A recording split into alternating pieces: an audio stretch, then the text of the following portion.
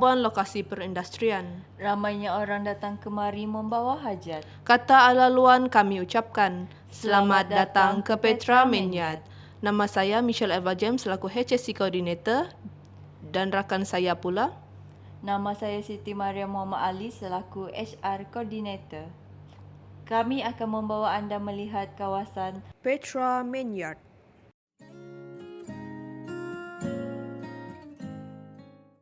Baiklah, ini adalah lokasi Petra Menyat yang terletak di SK01 dan SK02, Lot 20531264, Jalan Ranca-Ranca.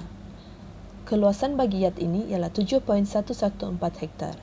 Seperti yang tuan-puan boleh lihat, di belakang saya terdapat banyak bendera Malaysia dan wilayah Persekutuan Labuan dikibarkan. Di sebelah kanan saya pula ialah kawasan tempat letak kereta yang dikhususkan untuk pelawat-pelawat yang datang ke Petra Menyat. Manakala di sebelah ini pula ialah kawasan tempat letak motosikal bagi para pekerja. Seterusnya, sebelah kiri saya ialah tempat letak kereta bagi para pekerja yang mampu membuatkan lebih kurang 10 hingga 15 buah kereta. Seperti yang tuan-puan boleh lihat, ini adalah tangga yang dibuat untuk kesenangan para pekerja untuk pergi dan balik ke yat. Beralih pula di sebelah kanan saya, ini adalah kawasan assembly point di mana semua pekerja akan berkumpul sekiranya berlakunya sebarang kecemasan. Seperti yang tuan-puan boleh lihat, ini adalah Secretariat House kami yang beroperasi selama 24 jam setiap hari sepanjang tahun. Beberapa SOP COVID-19 turut dilaksanakan sebelum masuk ke dalam Petra Menyat. Langkah pertama ialah body temperature scanning.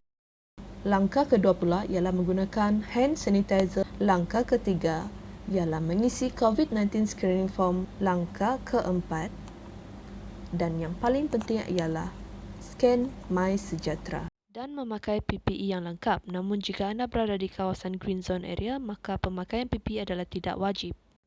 Di sebelah saya ini ialah tiket station di mana semua pekerja maupun klien dan pelawat akan memasukkan tiket mereka di bahagian in and out ketika masuk dan keluar daripada yat. Ini pula adalah Petra Board kami yang memaparkan info mengenai Petra Energy secara keseluruhan.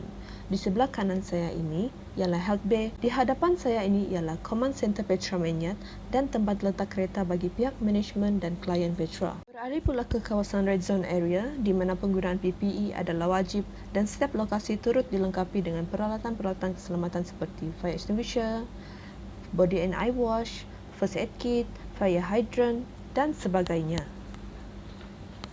Kawasan ini dikenali sebagai surplus dan scrap area. Ini adalah contoh penyusunan barang di dalam 20 kaki cabin storage. Seterusnya, ini adalah kawasan maintenance area di mana peralatan dan barang-barang yang rosak akan diselenggara. Aktiviti menyelenggara lifting equipment juga turut dijalankan di sini.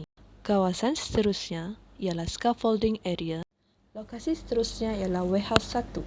Warehouse 1 berperanan untuk menyimpan barang TEC iaitu tools, equipment dan consumables.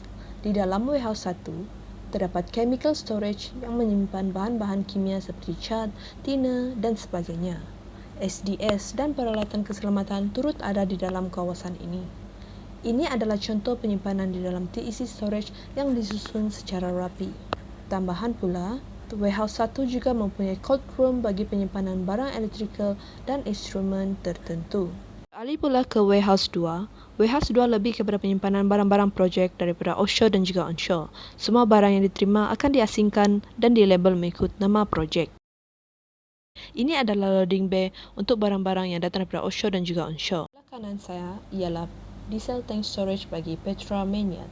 Di sebelah kiri saya pula ialah Skydaway storage bagi Petra Menyat. Petra Menyat mempunyai 7 buah workshops dan antaranya adalah workshop 1 dan workshop 2, di mana PSL Service Maintenance Team menggunakan workshop ini sebagai tempat untuk menyelenggara barang dan peralatan daripada offshore dan juga onshore.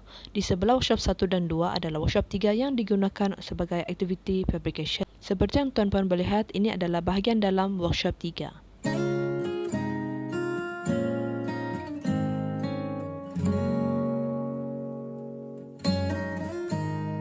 Manakala di sebelah workshop 3 ialah workshop 4 yang dikenali sebagai Exotic Bay. Terusnya di belakang workshop 4 pula iaitu workshop 5 yang dikenali sebagai Piping Bay. Seperti Tuan dan Puan boleh lihat, di belakang saya ialah workshop 6 dan 7 iaitu blasting dan painting chamber yang terletak bersebelahan. Aktiviti pemagasan dan pengecatan material akan dilakukan di sini dan dilakukan oleh pekerja yang mempunyai kompetensi dalam aktiviti membuat kerja ini.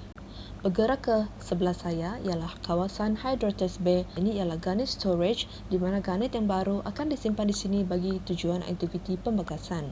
Tambahan lagi, kawasan di hadapan saya yang luas ini turut boleh dijadikan sebagai open fabrication area sekiranya kawasan workshop 3, 4 dan 5 tidak mencukupi. Kawasan di sebelah ini pula ialah tempat penyimpanan barang projek material seperti pipe, I-beam dan sebagainya yang disusun secara rapi. Seterusnya, di sebelah kanan saya ialah fire water tank yang berfungsi dengan baik.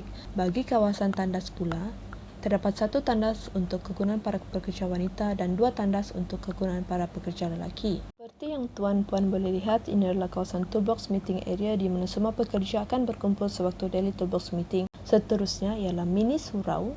Tidak dilupakan, Petramania turut mempunyai ERT station di mana peralatan kecemasan seperti COVID-19 PPE, first aid equipment, fire equipments, search and rescue equipments dan oil and spill equipments di dalam stesen ini. Untuk makluman semua, selain mempunyai health bay, Petramania juga mempunyai satu AED yang diletakkan di sebelah kabin C1A. Kita juga mempunyai Petra HSC board yang memaparkan jumlah man hours dan lagi-lagi indicators yang lain. Baiklah, sekian sahaja daripada saya dan sebarang pertanyaan, sila ajukan kepada pegawai HSC yang bertugas dan patuh kepada SOP dan kekal selamat walau di mana anda berada.